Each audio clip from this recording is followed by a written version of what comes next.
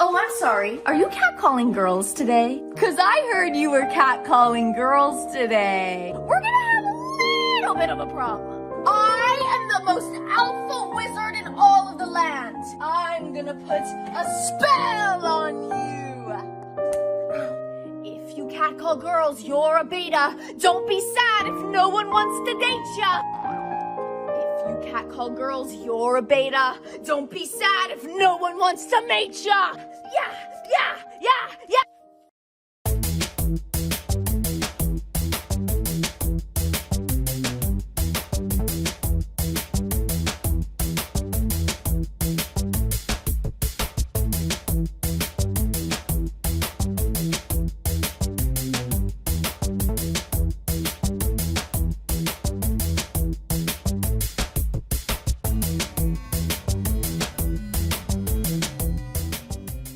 Our 10-year-old daughter thinks she's getting her first iPhone today.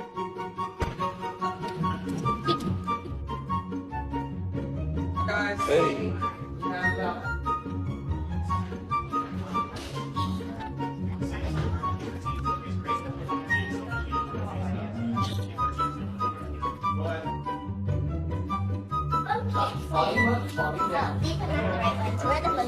Oh, no, yeah.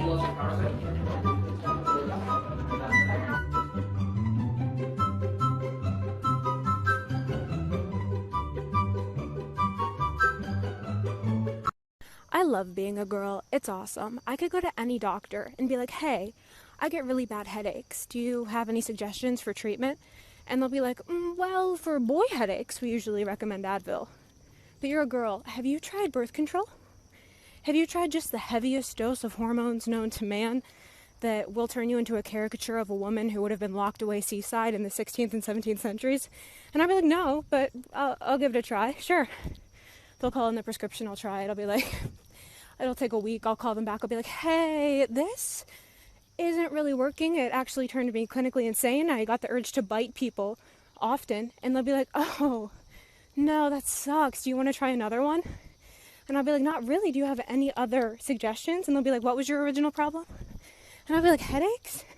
I get headaches. You said that boys can take Advil. Is that something I could take? And they'll be like, no, you're a girl. We don't really know about that. Good luck, though.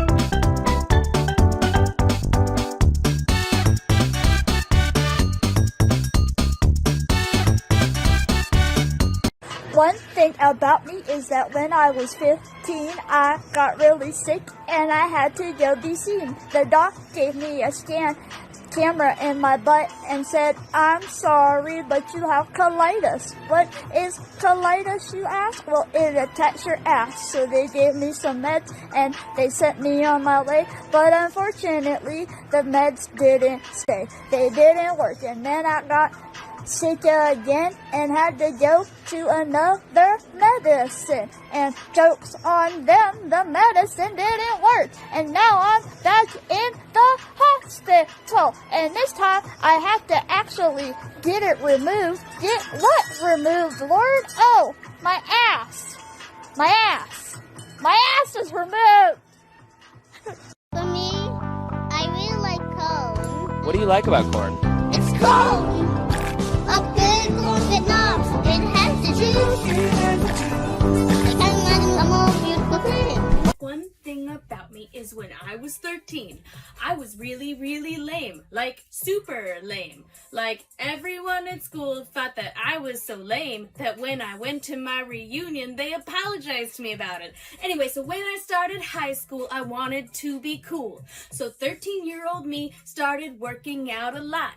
I got in super shape, I looked pretty ass dope, but also my personality still sucked. So I used movies, like lots of movies, to try to sound normal. Mostly Blue Crush. I didn't like surfing, but I watched a lot of surfing movies and decided that was my aesthetic. What?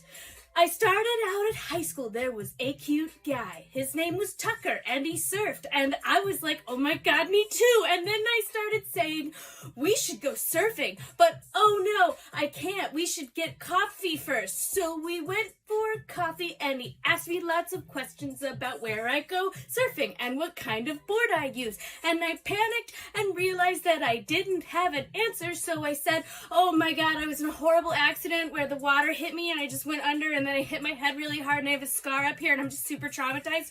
And he was like, whoa, that's crazy, can I see? And I was like, no! And then I got up and ran.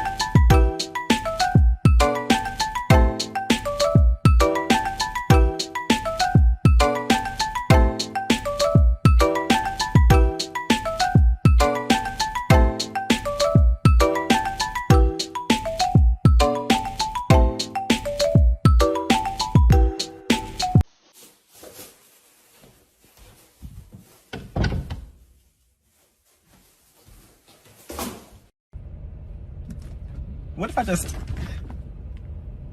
No. No.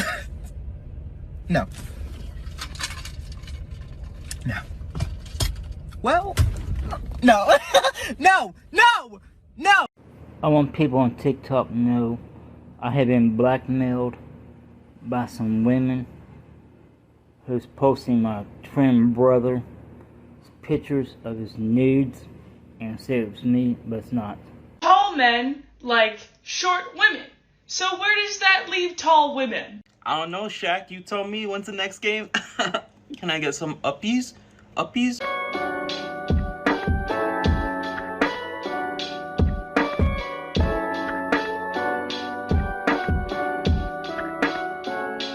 Are you worried about this government being seen to be helping the better off more than the poorer people? Absolutely not. Look, we are not just about benefiting the rich, but benefiting the rich benefits everyone. And let's not forget the rich have more houses to heat and some of us have stables.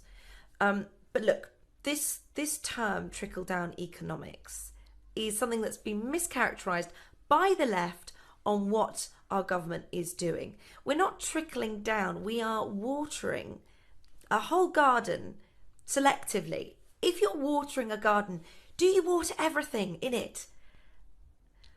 Some would argue yes, but I would say no. No, you water the lovely flowers and not the weeds. I'm not saying the working class are weeds, but they don't help the flowers grow, and the flowers is what maketh the garden. Okay? But you have to understand, we had austerity, then we were levelling up, then we trickled down, and now we're pruning the working class, which helps everyone, and it's up to Mother Nature on whether they grow back again next year. Barbie's been a princess way too long. Barbie's got a gun with no safety on.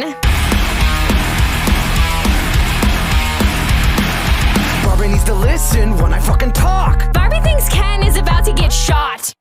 I can just get away with stuff. Yeah. I mean, I'm just trying to be honest here. Like, that's, I don't know. It's almost like a white it's not. man. No, it's just like it's not your fault, right? Or like as if the system never works against you and it constantly lets you off, then why would you ever think that what you were doing was wrong? I mean, but at the end of the day, like, you know, this cost a lot of money. 3 DUIs too. Yeah, it's a lot Well, of. I do want to hear about the third. It's like, I mean, hilarious story. It's really not that funny because someone could have died, you know. But like, where I like got in trouble, I like got in an accident that I didn't remember, and the cops showed up at my door and were like, "You hit this car last night." It was a whole thing. Oh my God. I ended up flipping it around on them, and it like got let off of that. But yeah, I was really drunk, and I made like a wrong left turn. I was always drinking and driving. Like I just didn't ever get in trouble. I was like, I'm great at this. Like, my whole life, I think my mindset has always been like, I'll get out of this. Like, I feel like I've always felt like I'm a little bit above the law. I never once thought to ever not drive, like drink and drive. Right. That was just how I got home. How drunk were you the first time you got caught? Oh man.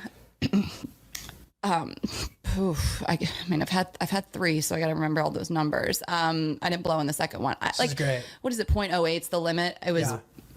I think it was like 0.19. That's really. Did you heavy. feel hammered? Did you feel like I can definitely drive? Like? I was just driving blacked out. Like I just drove all the time. Like it just was like I can handle this. Like you know, I was the third one that I got. That happened. No, I'm just kidding. That was the first one. This was the first one. I'm saying the gang, the the third one. gang happened on the third one. Damn, out of here. Here's the thing. I don't know what. You don't deserve a car. I don't know what happened. I was supposed to go to community service, and the guy, like this big black dude, he just took a liking to me. He was like, I was so nice to him. I was like, I would suck up to him so much, and he really liked me. And I went to go pick up trash one day, and he like pulled me aside and was like, Ashley, you know, he had to go up to the stand. I was wearing like a cardigan. I was just trying to look so like sweet and nice. And this woman had dealt with so many pieces of shit before me. And I was like, I think I'm hopefully just going to be this breath of fresh air for her. Like almost off completely. And my lawyer ran out of the courtroom and jumped in the air, and he was like, I've never seen this happen. Like these people in this court system deal with the scum of the earth all day. I guess it's manipulation, but it's just like you can go really far by being nice to like, do you have anything to say for yourself? And I just went into this whole speech of how I've like learned my lesson and all this stuff. It was true. I wasn't like bullshitting, and I just kind of, you know, this is where I shine. I can like speak and, you know, eloquently, I think. And she was like, I really feel like you've so learned your lesson. I'm just going to give you like the minimum.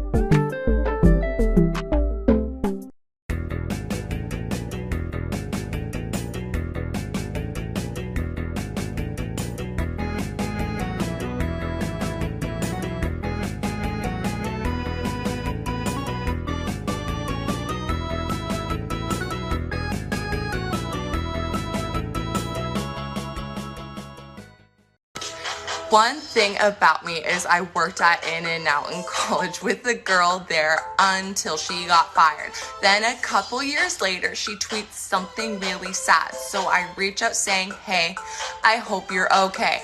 She responds, actually, no, I have stage 3 lung cancer. And I'm like, oh my fucking God, I'm so sorry. Her and I become friends. I better support her, and she gets a boyfriend and he gets her knocked up. And I'm like, hey, do babies and cancer treatment usually mix? She's like, yeah, I'm fine. And I'm like, are you? Because I don't know if that's actually okay. I'm no doctor, but like I've seen Grey's Anatomy. Like, okay. She's like, yep, I'm fine. And she sends me a picture of her tumor, okay?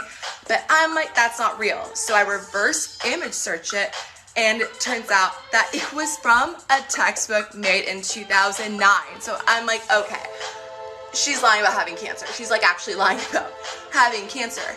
But here's the problem with that. If I say, hey, you're lying about cancer and she has it, then I just look like a cunt. So I'm like, I'm just gonna not say anything, and I kind of want to see what her writing this season is gonna be. So I'm like, cool, she has the baby, and I say, hey, what about your cancer? Because that's like, you know, still there. And she's like, oops, I forgot to mention I'm actually cancer free. As if it wouldn't share that, but like, okay. So then a couple months later, she says, guess what? We're moving out of state. California's too expensive. And I'm like, bye, because I don't want to deal with that anymore. And I thought that was the end of that. Nope. She texts me a couple months later and it's like, guess what, Deanna, we bought a house. And I'm like, there's no fucking way that this girl bought a house. So I say, that's cool. Send me some pictures. It's a $4.5 million mansion. And I'm like, okay. So I text her, listen, girlie, I know you're fucking lying to me. Like, you can be honest, this is really fucking stupid. She goes, nope, it is real. We inherited $150 million somehow. Anyways, here's a physical check for $20K so your wife and you can have babies. And I'm like, that's really cool. But like, I think she's lying about that too. And guess what? She was. So this check that gave us false hope was fake, and she lied about cancer.